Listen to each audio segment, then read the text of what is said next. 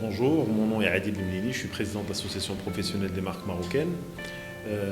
Aujourd'hui, notre association qui est là depuis à peu près 6 ans défend la promotion et la mise en avant des marques marocaines, aussi bien au niveau national qu'au niveau international.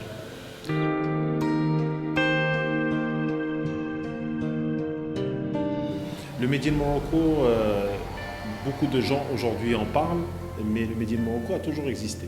C'est les produits que nous consommons au quotidien. C'est des produits qui sont produits par des entreprises, des TPE-PME marocaines, essentiellement, à hauteur de 95%, on a tendance à l'oublier. Mais aujourd'hui, la crise du Covid a permis de prendre conscience de l'importance de ces produits qui sont marocains, qui sont produits du Maroc. Je prends un simple exemple, aucun Marocain n'a subi un manque d'un produit agricole sur un marché public. Et ça, c'est extrêmement important de le souligner parce que dans d'autres pays qui sont beaucoup plus avancés que nous, cette problématique a existé. Nos produits marocains sont aussi très diversifiés. On connaît surtout certainement les clichés, ceux de l'artisanat, ceux relatifs éventuellement aussi au textile. Mais nos produits et notre avancée en matière de développement de produits a permis d'avoir une large gamme de produits Made in Morocco.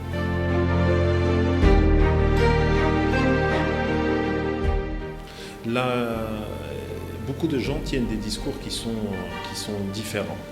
Mais la crise, elle est mondiale, elle est internationale. Donc il faut être clair avec les téléspectateurs et leur dire que cette crise, elle laissera des traces. Et ces traces, elles seront inévitables par rapport à l'économie marocaine, comme dans toutes les économies mondiales. Mais l'une des solutions de sortie de cette crise, c'est de soutenir, nous, Marocains, ces petites et moyennes entreprises marocaines. Comment ? Tout simplement en consommant des produits faits par des Marocains, produits par des Marocains ou transformés par des Marocains. Parce que beaucoup de gens parlent du tout Made in Morocco. Moi, je vous dis que c'est impossible. On continuera à importer, mais notre souhait aujourd'hui, c'est d'augmenter le taux d'intégration. C'est-à-dire, si on intégrait à 20% ou à 30%, pourquoi pas ne pas monter à 50%. J'importe, je transforme et je revends. Ça fait travailler des gens, ça crée de la valeur ajoutée.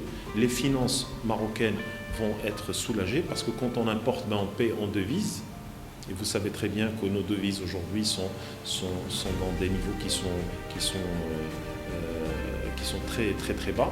Donc, il est très important de soutenir cette action. Ça permettra à beaucoup de Marocains et de Marocaines de pouvoir passer cette crise dont ils ont fait preuve de résilience.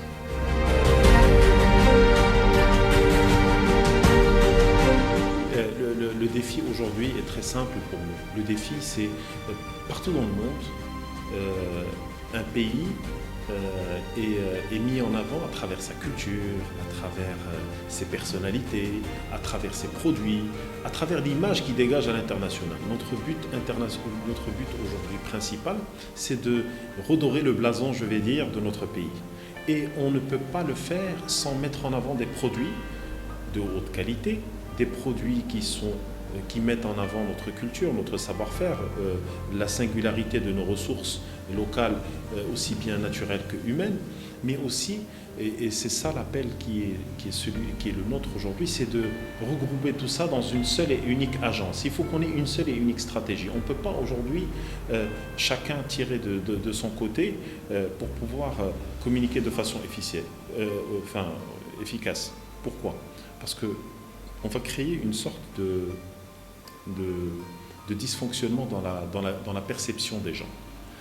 Je plaide pour une agence Made in Morocco indépendante de tout courant politique, de tout intérêt particulier. Pourquoi ? Parce qu'il est très important qu'on ait une vision à moyen et long terme. On ne peut pas se permettre de changer de vision à chaque changement de gouvernement. Il est très important qu'on soit tous solidaires autour de cette agence. Tout département, tout secteur, toute activité confondue. Et ça, je pense que le digital va permettre de le faire parce qu'aujourd'hui, le Covid a montré qu'on était très résilient et qu'on était très innovateur surtout. Donc on va pouvoir enregistrer les marques en ligne, on va pouvoir avoir l'information en ligne, mais on va surtout avoir aussi un point de chute, un point de contact qui sera unique et je pense que ça sera bénéfique pour tout le monde.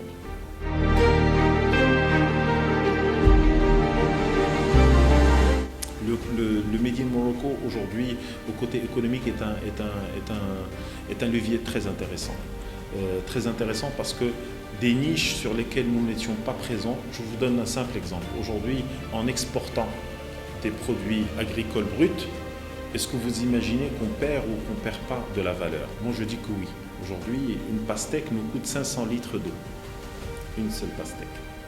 Imaginons que demain, sur tout ce tissu agricole, on puisse demain intégrer des filières de transformation et de valorisation. Et ce qui est valable pour l'agroalimentaire peut être valable pour toutes nos ressources, tous nos métiers. Et je pense que là, il y a une valeur à aller chercher. L'artisanat. Aujourd'hui, nous sommes confrontés à de l'artisanat qui est importé. Pourquoi? Parce qu'on n'a pas su innover. Moi, je plaide pour un artisanat de niche, un artisanat de la pièce unique, un savoir-faire ancestral qui ne peut pas être copié du jour au lendemain. Et ça, c'est très important. Je pense aussi à cette énergie, à cette intellectualité qui est celle de notre jeunesse. Je parle de ces jeunes qui ont un potentiel, de ces ingénieurs, de ces universitaires qui peuvent créer et générer de la valeur. Ça aussi, c'est du Made in Morocco. Parce que beaucoup de gens associent le Made in Morocco uniquement à des produits. Mais le Made in Morocco, c'est aussi des concepts. C'est aussi des innovations. Et ça, c'est très important. Il faut qu'on puisse encourager ces innovations. Elles seront créatrices de valeur sans aucun doute demain.